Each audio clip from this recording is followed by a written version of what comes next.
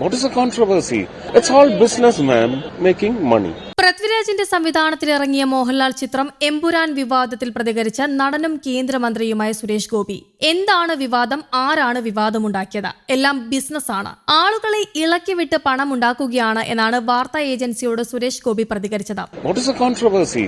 Who has raised the controversy? It's all businessmen. It's all business. Screwing up the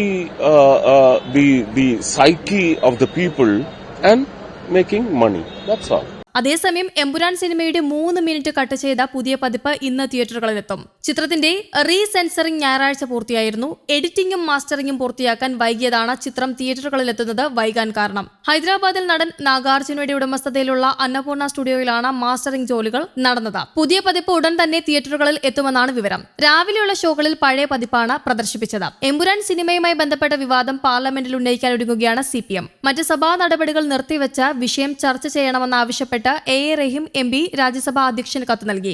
രാജ്യത്ത് ആവിഷ്കാര സ്വാതന്ത്ര്യത്തിന് എതിരായ കടന്നുകയറ്റം സംഘപരിവാർ നടത്തുകയാണെന്നും ഇതാണ് എമ്പുരാൻ വിഷയത്തിൽ പ്രകടമാകുന്നതെന്നും റഹീം പറഞ്ഞു. നേരത്തെ മുഖ്യമന്ത്രി പിണറായി വിജയൻ, CPM സംസ്ഥാന സെക്രട്ടറി MV ഗോവിന്ദൻ തുടങ്ങിയ നേതാക്കളും മന്ത്രിമാരും തിയേറ്ററിലെത്തി എമ്പുരാൻ കണ്ട് ചിത്രത്തിന് പിന്തുണ നൽകിയിരുന്നു. അതേസമയം വിവാദങ്ങൾക്ക് പിന്നാലെ മോഹൻലാൽ പൃഥ്വിരാജ് ചിത്രം എമ്പുരാൻ വരുത്തിയത് 24 വെട്ടുകൾ.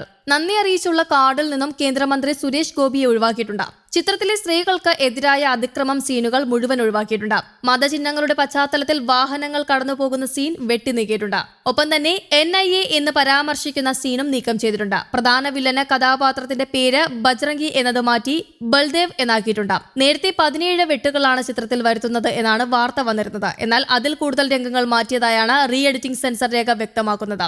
അതേസമയം എമ്പുരാൻ സിനിമയുമായി ബന്ധപ്പെട്ട വിവാദത്തിൽ പ്രതികരണവുമായി നിർമ്മാതാവ് ആന്റണി പെരുമ്പാവൂറും രംഗത്തെത്തിയിരുന്നു. തെറ്റുകൾ തിരുത്തുക എന്നത് തങ്ങളുടെ ചുമതലയാണെന്നും പൃഥ്വിരാജിനെ ഒറ്റപ്പെടുത്തേണ്ട കാര്യമില്ല എന്നും ആന്റണി മാധ്യമങ്ങളോട് പറഞ്ഞു. റീ എഡിറ്റിംഗ് എല്ലാവരുടെയും സമ്മതപ്രകാരമാണെന്നും അല്ലാതെ ആരുടെയും സമ്മർദ്ദം കാരണമല്ല എന്നും ആന്റണി പെരുമ്പാവൂർ പറഞ്ഞു. Murali Gopi Facebook post share ചെയ്തില്ല എങ്കിലും ഞങ്ങളുടെ നിലപാടിനൊപ്പമാണെന്നും അദ്ദേഹം കൂട്ടിച്ചേർത്തു. അതേസമയം ലഭ്യമായ ഏറ്റവും പുതിയ കണക്കുകൾ പ്രകാരം മലയാളത്തിലെ എക്കാലത്തെയും വലിയ രണ്ടാമത്തെ കളക്ഷൻ എന്ന നേട്ടം സ്വന്തമാക്കിയിരിക്കുകയാണ് എമ്പുരാൻ. ടൊവിനോ തോമസ് നായകനായ 2018 എന്ന ചിത്രത്തെ മറികടന്നുകൊണ്ടാണ് എമ്പുരാന്റെ നേട്ടം. 175.4 കോടിയായിരുന്നു 2018 ലൈഫ് ടൈം ബോക്സ് ഓഫീസ് നേട്ടം. വെറും 5 ദിനങ്ങൾ കൊണ്ടാണ് എമ്പുരാൻ ഇതിനെ മറികടന്നിരിക്കുന്നത്. ഒപ്പം 200 കോടി ക്ലബിൽ ഇടം പിടിക്കുകയും ചെയ്തു. ഔദ്യോഗികമായി തന്നെ അണിയറക്കാർ ഇക്കാര്യം അറിയിച്ച് രംഗത്തെത്തിയിരുന്നു. മോഹൻലാലിന്റെ ആദ്യ 200 കോടി ക്ലബ് ചിത്രവുമാണിത്. സിനിമയിൽ സാങ്കല്പിക പേരിലാണ് അണക്കെട്ടിനെ കുറിച്ച് പറയുന്നത്. ഇത് മുല്ലപ്പെരിയാറിനെ ഉദ്ദേശിച്ചിട്ടുള്ളതാണെന്നും ഇവ ഒഴിവാക്കിയില്ലെങ്കിൽ പ്രതിഷേധം കടുപ്പിക്കുമെന്നും പെരിയാർ വൈഗ ഇറിഗേഷൻ ഫാർമേഴ്സ് അസോസിയേഷനാണ് മുന്നറിയിപ്പ് നൽകിയിരിക്കുന്നത്. ഇപ്പോൾ തമിഴ്നാട് കമ്പത്തെ ഗോകുലം ചിറ്റ്സ് ശാഖയ്ക്ക് മുന്നിൽ നാളെ ഉപരോധ സമരം നടത്തുമെന്ന് കോർഡിനേറ്റർ അൻവർ ബാലസിംഗം പറഞ്ഞു. മുല്ലപ്പെരിയാർ അണക്കെട്ടിനെ കുറിച്ച് അനാവശ്യമായി പരാമർശിക്കുന്നത് 2 സംസ്ഥാനങ്ങൾ തമ്മിലെ ബന്ധം തകർക്കാൻ ശ്രമിക്കലാണ്. നെടുമ്പള്ളി ഡാം എന്നാണ് സിനിമയിൽ പറയുന്നത്. അണക്കെട്ടിന് അപകടമുണ്ടായാൽ കേരളം വെള്ളത്തിനടിയിലാകുമെന്ന് സിനിമയിൽ പറയുന്നുണ്ട്. തടയണകൾ ഉപയോഗശൂന്യമാണ് എന്നുള്ള സംഭാഷണങ്ങളും സിനിമയിലുണ്ട്. ഇവ മ്യൂട്ട് ചെയ്യണം എന്നാണ് ബാലസിംഗം ആവശ്യപ്പെട്ടത്. News desk Kerala Kaumudi.